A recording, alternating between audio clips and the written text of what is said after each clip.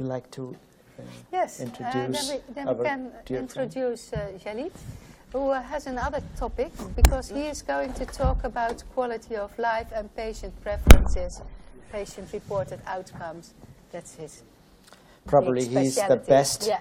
in the globe with this, what he's going to talk about. Jalid. So, dear Jess, dear attenders, dear long-term survivor, I'm happy that we discuss a topic where we have really lacking data in the research community. Nevertheless, if we talk about evidence-based medicine and if we look on our personal treatment decision-making process in clinical day, we have to separate between things what we believe and things what we do really know. And sometimes it's a high discrepancy. I will show you on the next slides that what we believe in cancer treatments not always the same what our patients or their relatives do. So I have tried for this presentation to analyze some of our treatment decision-making factors, and we know that elderly patients have a high risk for undertreatment, and younger women have a high risk for overtreatment. But that's not based on evidence-based medicine, it's emotional-based. That's not bad, but we have to discriminate between emotional evidence and evidence-based. Second is that we always observe in clinical day if a patient has a rare tumor pattern such as brain metastasis or bone metastasis in relapsed ovarian cancer, the treatment is changing, very, very crucial.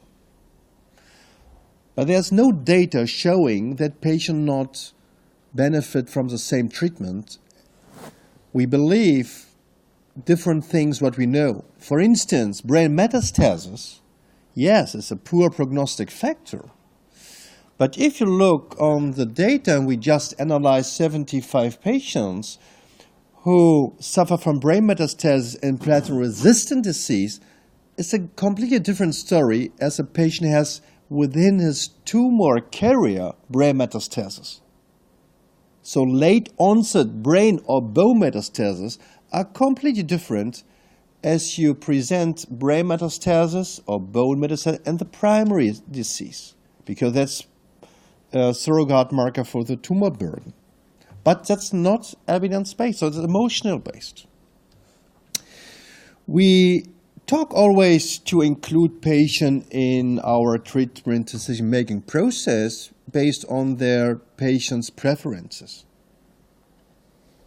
But if you look on the trials, they're never analyzed. And the patient were never asked. We started trials now if you define clinical boxes for the comparison where we consider patient preference regarding toxicity or treatment schedule.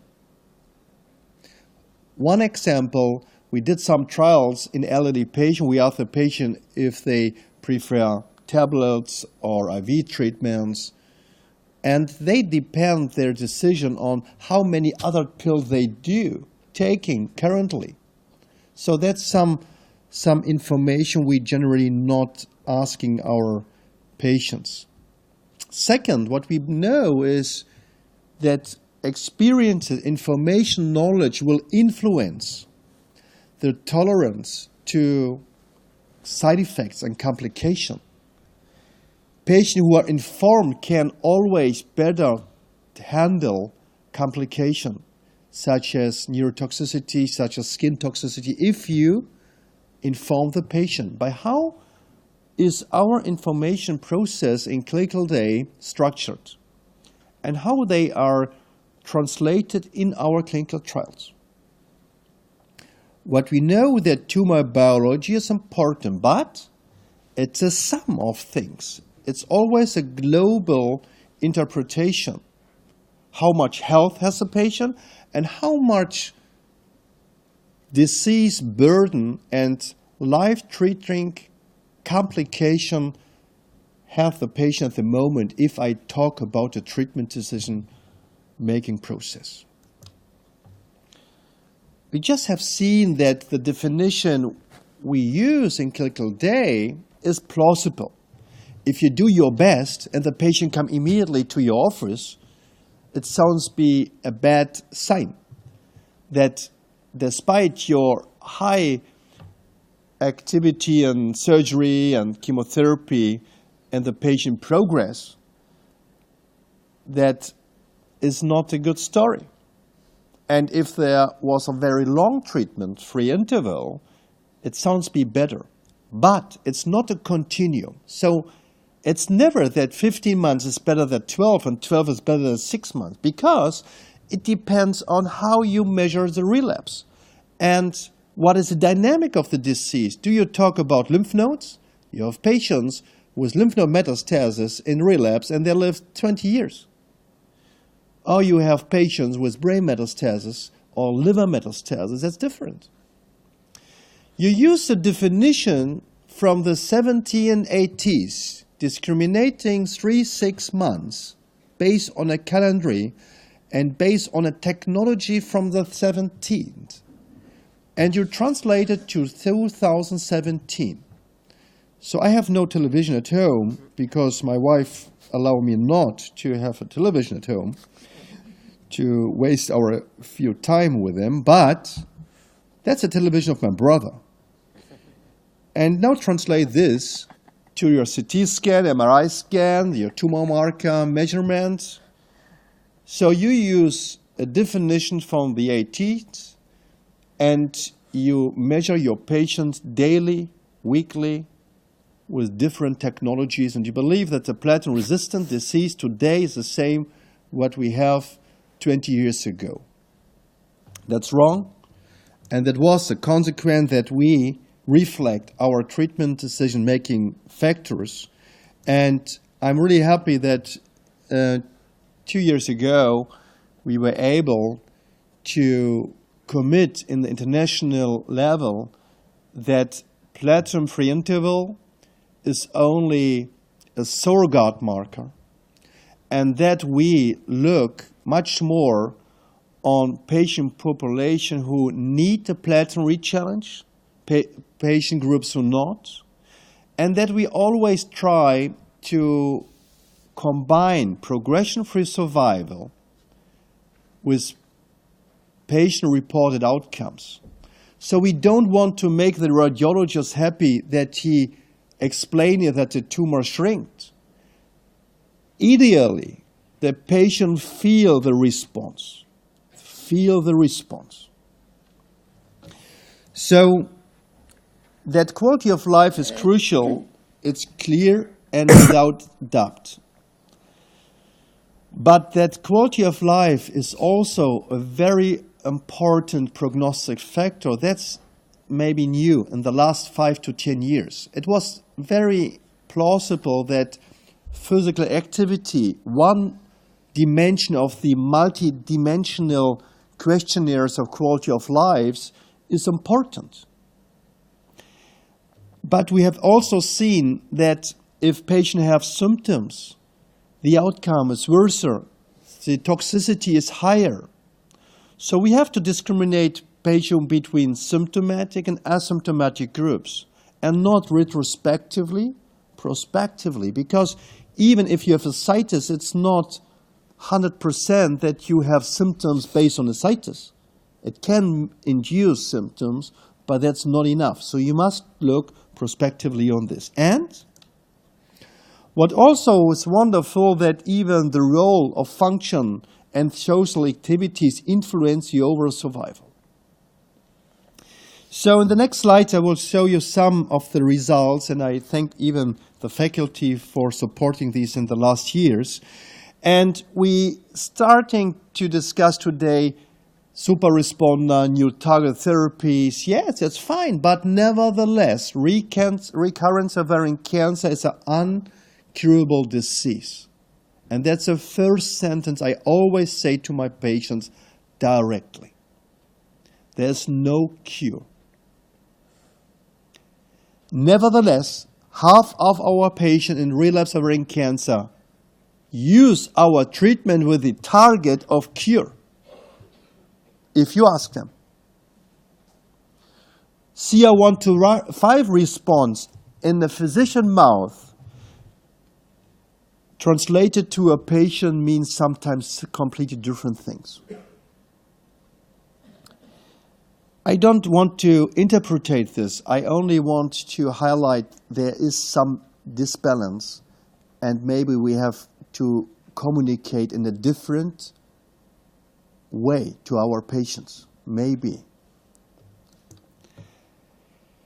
How you measure that a treatment is successful. And you see that the doctor and the physician is the most important motivator and demotivator, and he or she is the mirror of the treatment. Nevertheless, again, the CR125 story, we don't want to open it too much, but CR125 seems to be very important for the patient, even the absolutely amount, and that quality of life is important, and half of the patient believe that if they feel good, it's a good treatment. And that's right. That's even based on different evidence-based trials.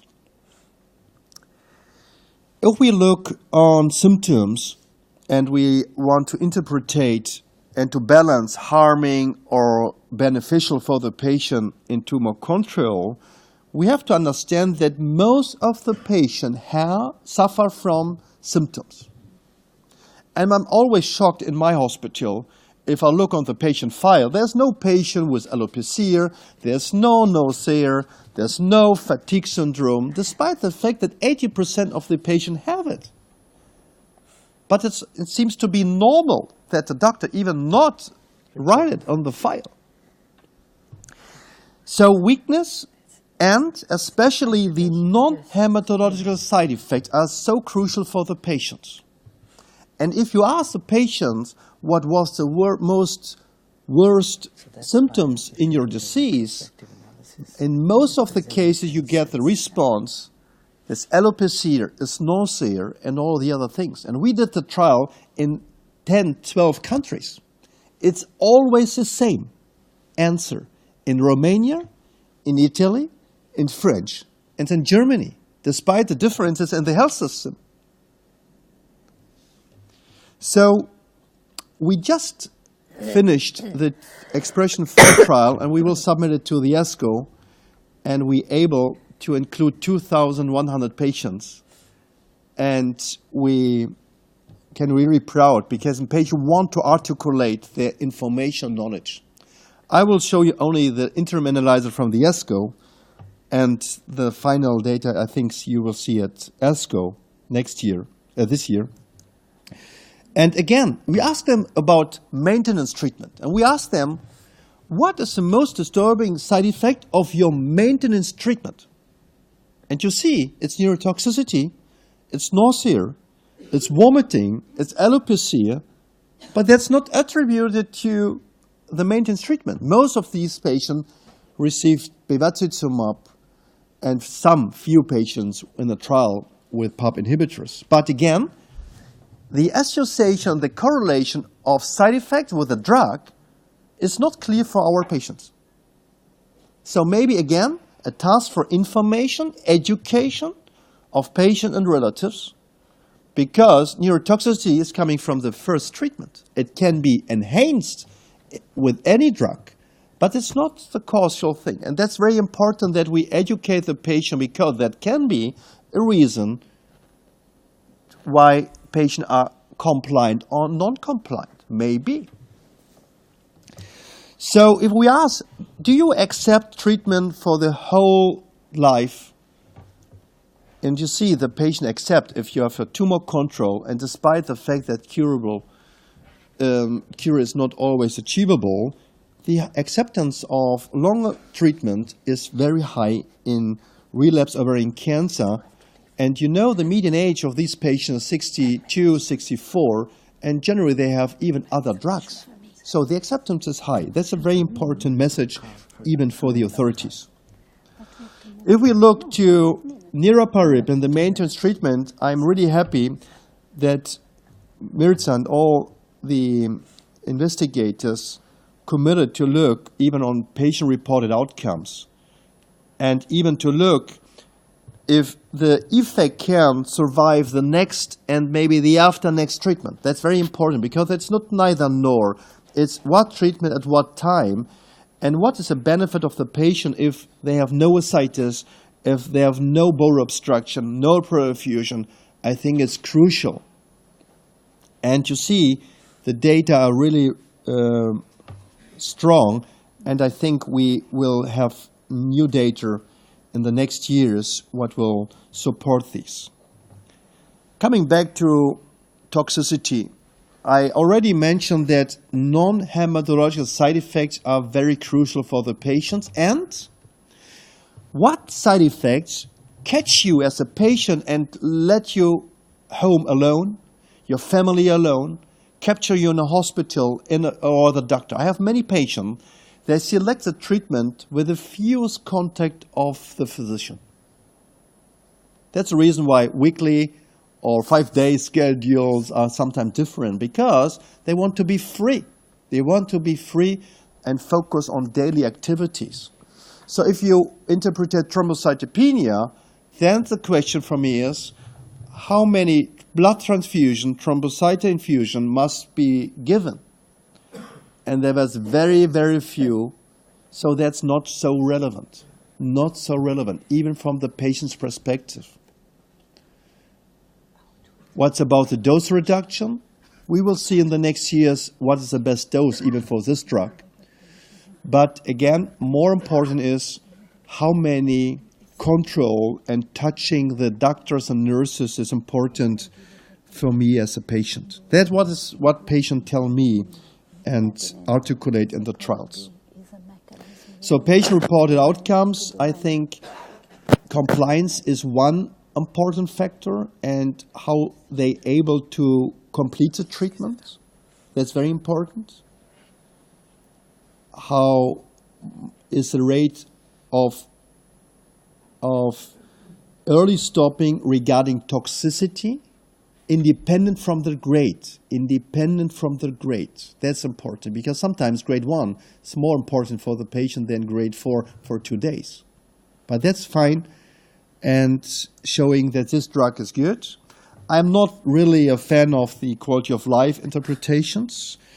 I think we need much better measurements and showing that patients are active in life.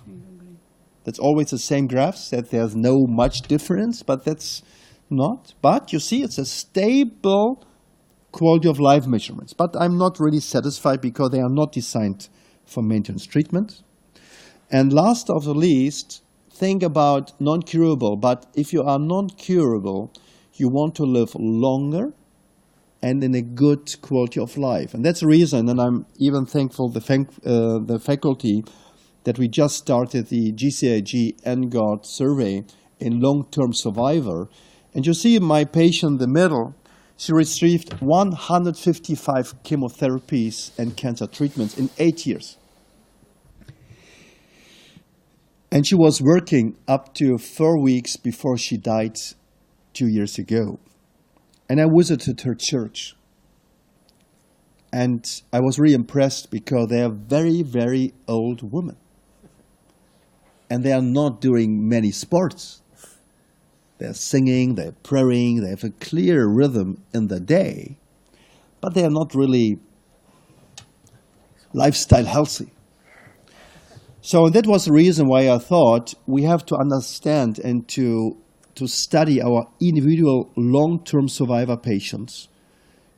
Tumor biological, yes. Genetic, yes. Immunological, yes. But even the other environment. The parents of the patients. The social activities. The nutrition status. The changing of lifestyle. To understand what can predictive factors. And that's the reason why we initiated this trial, and we have a strong collaboration with Michael Barrow to looking on biological aspects, but even the other things. And we know from the olaparib trial that 14% receive PARP inhibition longer than 5 years in a non-curable disease. And I have patients. They live 37 years with ovarian cancer relapses. It's not low grade, and this patient is not a BRCA-positive woman. So it's something additional, what we have to explore. That's one of my patients, a BRCA1 positive woman. Her sister did prophylactic ovarectomy, and at the same time, she was diagnosed with stage 3 ovarian cancer. That's 6 years ago, and she just published with our Ovarian Cancer Foundation the first comic to articulate her experience with dealing with ovarian cancer. And it was very funny because she went to the orthopedic because she has a hip problem, and the orthopedics told her it's not so severe because not cancer. 2 days later, she diagnosed with ovarian cancer. That's 5 years ago, and she has still problems with the hips, and she's so cute. So what I want to underline with is that we have to listen to our patients and give them answer. What can be the situation in 1 year, in 2 years? What we can do to enhance your quality of life, to protect you for life-threatening complication. That was the answer of our patients.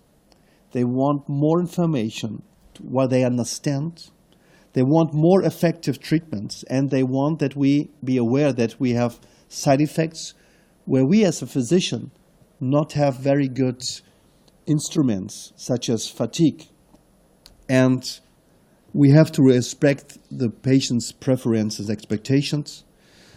And that's my summary, that treatment decision-making processes should be based on evidence, on patients' preferences and expectations in relapse ovarian cancer from the patient's perspective, and that we should respect the fear of alopecia and the other side effects, and that we look much more in a holistic way how we treat our patients. Thank you very much. Great talk, as always, Jalid. I'm afraid that we have to say goodbye to Keta and Isabel. I'm sorry. You have We are sorry, but before moving, I have a question for you, Jalid. You will lose your plan. So, it is very interesting, the expression 6 trial. Did you plan to evaluate also QI index of patient? Because I can say it is my impression, but I think that less is the, I would say, scholarity, but also sociality of the patient. Less is the psychological stress that patients face during disease. Less is immunosuppression. So possibly this aspect should be taken into account. Yes. So the expression... That's your flight. So yes, the answer is yes. Thank you so much. We are Thank sorry you. to go. Thank you so much. So, any questions? It was a brilliant talk. Thank you very much, Jalid. Take care. Isabel, take care. It's all right. So I come close. Yes, please. I think I completely agree that our tools of measuring quality of life are not there yet. This is something we really have to work. So these are the tools we have. The best thing we have done is in NOVA trial that we did not stop measuring quality of life at the time of progression. We went beyond progression. But the tools are not the right tools, and I think this is a big issue or big thing we have to do in our. But there are already a lot of activities to improve the sensitivity of the quality of life tools that we have. I know we have now the CTC-AE patient-reported outcomes instead of that we as doctors tell what we think. The patient may tell so. It's still in development, but the questionnaires are already there.